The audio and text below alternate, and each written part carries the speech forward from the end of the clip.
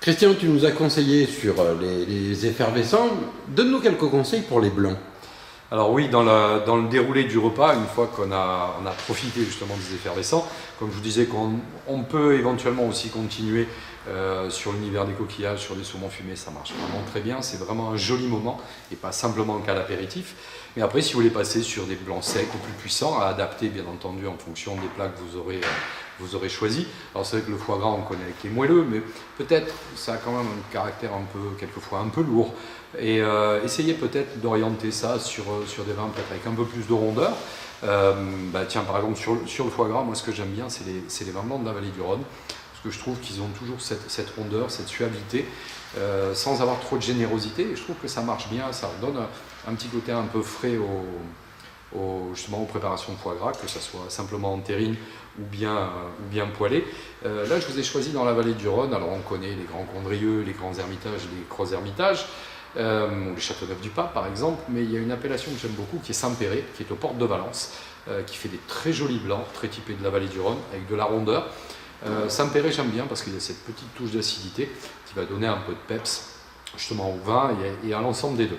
Alors si par la suite vous allez décliner un certain nombre de poissons, que ça soit en sauce avec des jus, essayez de trouver des blancs quand même qui soient empreints à la fois de puissance et de légèreté, et peut-être aller effectivement sur les grands terroirs français, que ce soit la Bourgogne, la vallée de la Loire qu'on connaît, mais une région que j'aime beaucoup et que j'aime redécouvrir et découvrir, c'est l'Alsace. Alors là je vous ai choisi un Riesling de chez Muri, qui est un très très bon vigneron.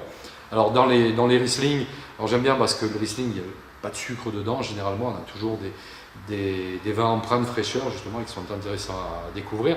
Alors vous avez les Riesling classiques, mais essayez, demandez à votre caviste des dénominations de terroir, justement comme les Côtes de Rouffach ici. Vous avez des Riesling qui sont un petit peu plus travaillés, un peu plus soignés. Voilà, donc à découvrir sur vos plats de poisson. Ça fera un joli moment de bonheur.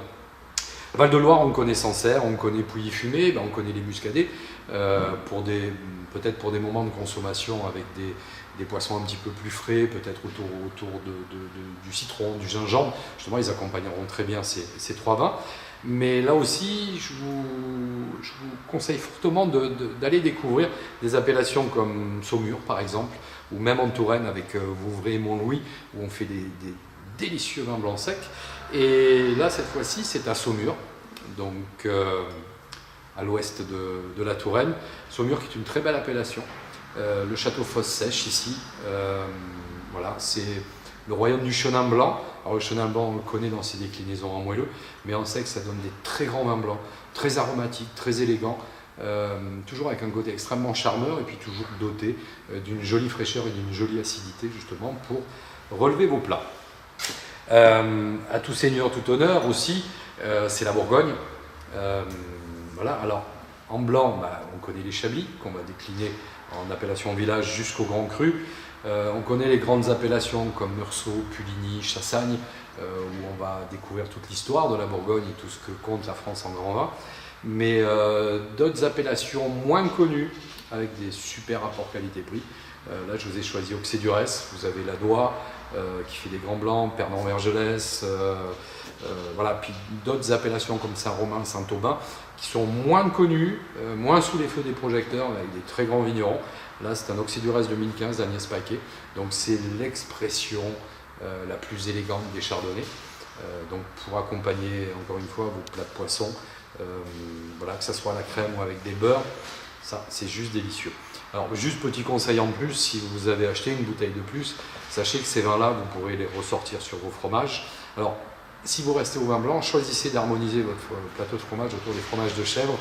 Et là, avec ces blancs-là ou les blancs que vous aura conseillé votre caviste préféré, vous allez voir, ça sera une jolie découverte et puis ça vous donnera une petite touche de légèreté pour après finir tranquillement sur le dessert.